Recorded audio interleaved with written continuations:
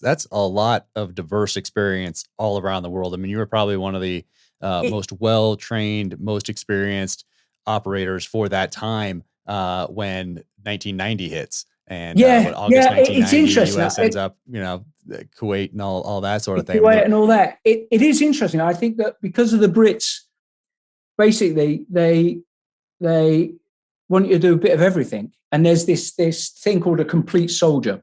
So hence one of the reasons why they wanted people to go back to 14 in to get that urban undercover experience as well. So there's this thing called a complete soldier. And the idea is that you're getting bits of everything, so and sometimes it just become a total pain because you come off one job and then 3 weeks later you're on another, and you're away again. But in the long term, the system did work where you get lots of different sort of operations in different environments. And it does all gel together because you just get that experience. And then obviously experience of others that are, have been on other jobs and on the ground as well. We have a big thing called a cross brief every year, which is in December.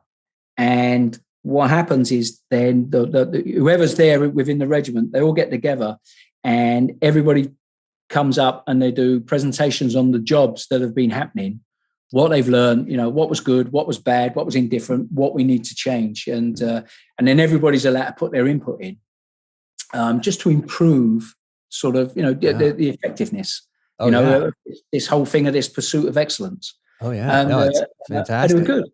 Yeah, it was, it takes place over a week and everybody, gets in there. So everybody from like the commanding officer to the newest trooper is allowed to have an input.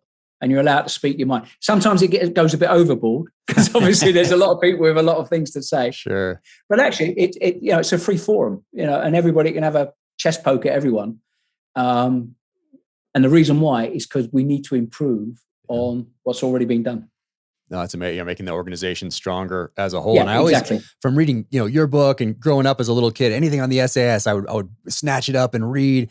And I would, in my head, I'm thinking, we had Vietnam, and then we had flashpoints here and there with Grenada, with Panama, a little bit in Desert One for us, Mogadishu, of course.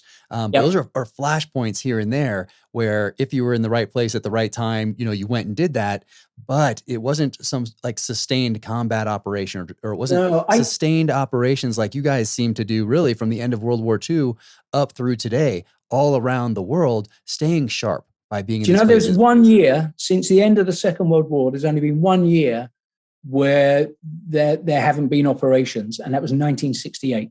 Wow. And that's it.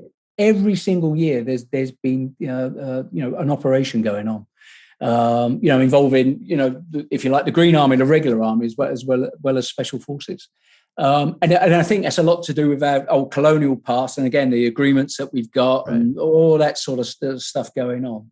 So there is there's quite a lot of experience actually. It's quite good to draw on it, and certainly what the old guys, the old and bold, you'd be talking to them certainly about the Middle East. There was a war that was fought by the regiment in Oman. In the 70s, Operation Storm, and it was against communist insurgents coming up from Yemen.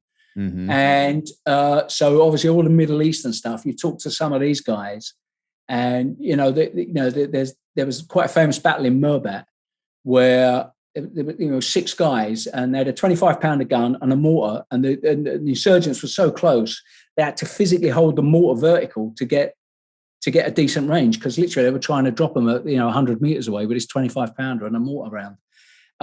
And in shorts and flip-flops, no body armor, and they're just holding this thing. And all that sort of stuff that was going on in the up until 74, I think, the Oman War. So there was a lot of experience there.